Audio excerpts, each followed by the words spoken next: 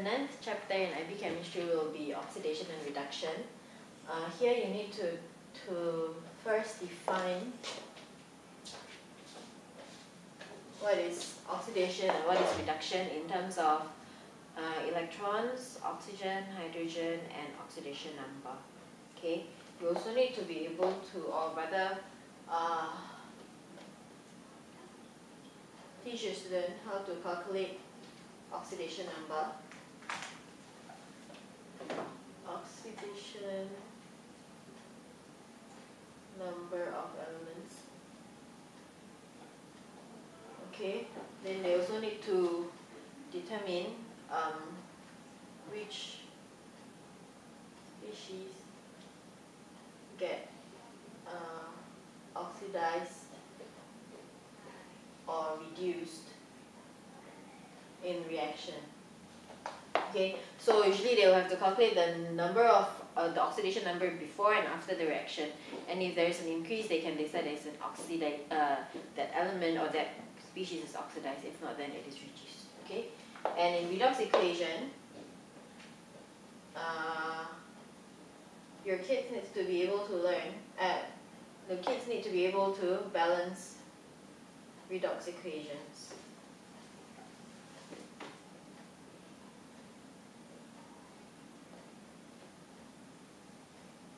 Okay, there are two methods that you need to teach them.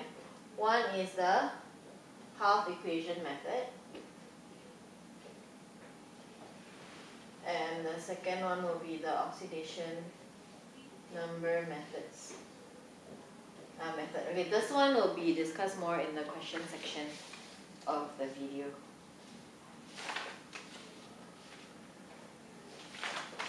So here, the kids needs to be able to identify oxidizing and reducing agents. Okay, so they need to know that if a species get oxidized, it is a reducing agent, and if species get reduced, it is an oxidizing agent. Okay. In reactivity, they should know from previous levels of education like O-level or IGCSE about the reactivity series. So in the reactivity series, you need to teach your student how to determine which one is the strongest reducing or oxidizing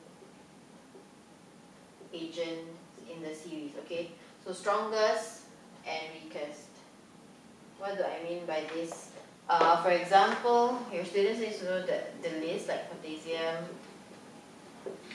sodium, and so on until gold, which is the most unreactive element in the list. Okay, so you need to explain that potassium can become potassium ion and gold can become gold ion.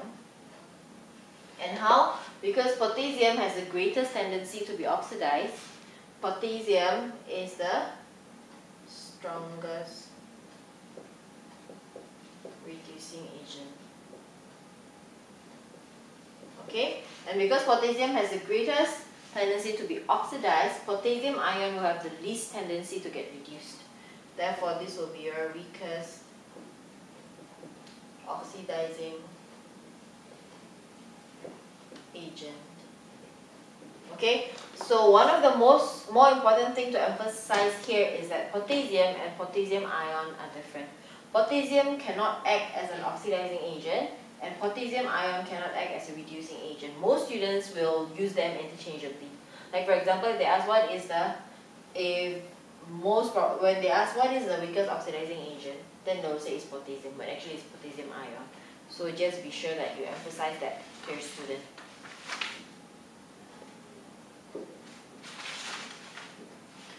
So based on, once they know the reactivity series also, they need to know the feasibility of a reaction happening. Okay? So this is where you tell them a more reactive element will displace the ion of the less reactive element in a compound. Okay, so for example, if you put potassium inside a solution of gold nitrate, for example, the gold will be displaced from the solution and potassium will dissolve. So the same thing, you need to apply this to the halogens also, but in the same concept. The next part of redox, we are going to be discussing about voltaic cell in electrolytic cell.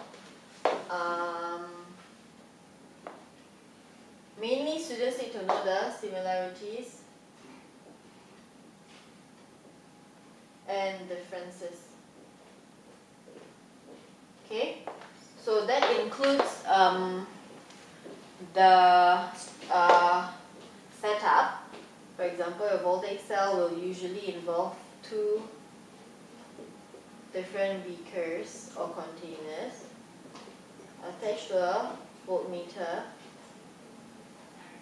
and there is a salt bridge. Okay, and in electrolytic cell, you have also two electrodes, but it will be connected to a battery instead of a voltmeter, and usually it's contained in one beaker. You need to know, your students need to be able to identify which one is the positive electrode or negative electrode in each. They need to be able to decide which one is the anode and which one is the cathode. Okay, they need to know where oxidation or reduction will happen. For example, something like, okay, oxidation will happen in this cell because of what. So they need to know how to do that.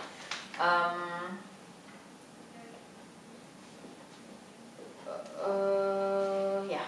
Then for the standard level, these are what they need to know, and on top of that, they need to know how to determine the product at each electrode, products formed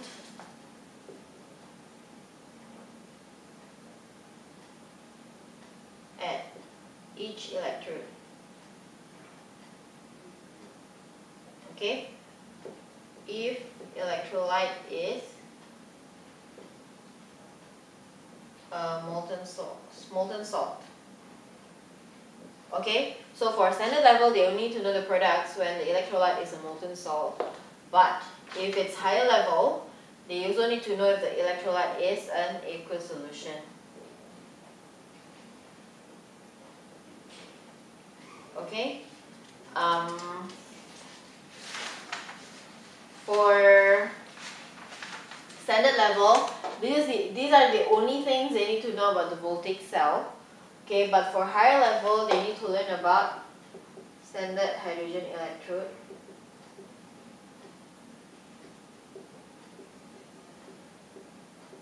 so they need to be able to draw the standard hydrogen electrode. They need to know the standard electrode potential. Okay, they need to know about the inert cell of a voltaic cell, how to calculate this out. They need to know the spontaneity of reaction based on the inert cell calculated. And for higher level also, electrolytic cell, they need to learn about electroplating.